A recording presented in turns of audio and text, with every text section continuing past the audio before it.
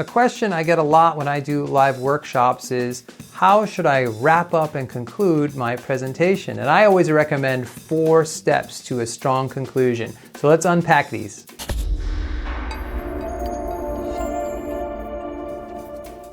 Hello there, friends, and welcome back to Communication Coach. If we haven't met yet, I'm Alex Lyon, and this channel is here for rising leaders to help you increase your impact so you can lead your teams to higher levels of excellence. And when I say rising leaders, I'm really passionate about team leaders, frontline supervisors, frontline managers. Those are the people who gave to me when I was first entering the professional world.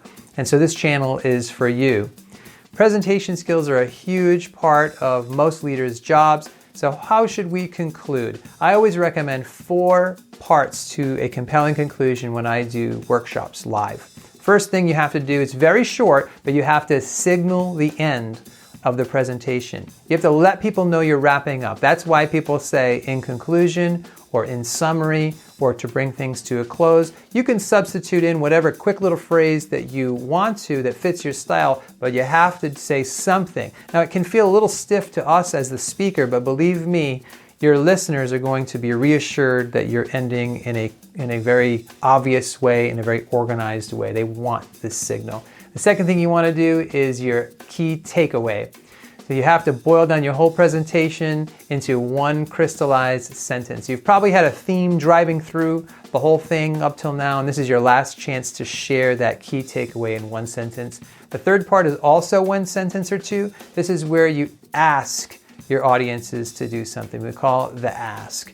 And that's where you ask them to take the very next step toward whatever it is you recommended, to put something into practice that you just taught them. And if it's a persuasive presentation, you may ask them to take the next step toward a purchase or the next step toward a course of action in general.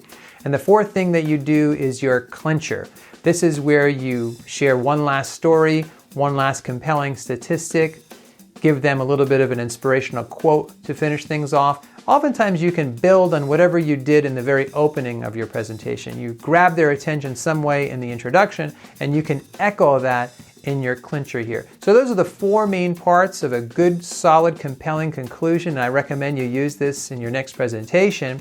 Question of the day: what are your tips for a strong conclusion? I would love to hear your comments in that section below. So thanks, God bless, and I will see you in the next video.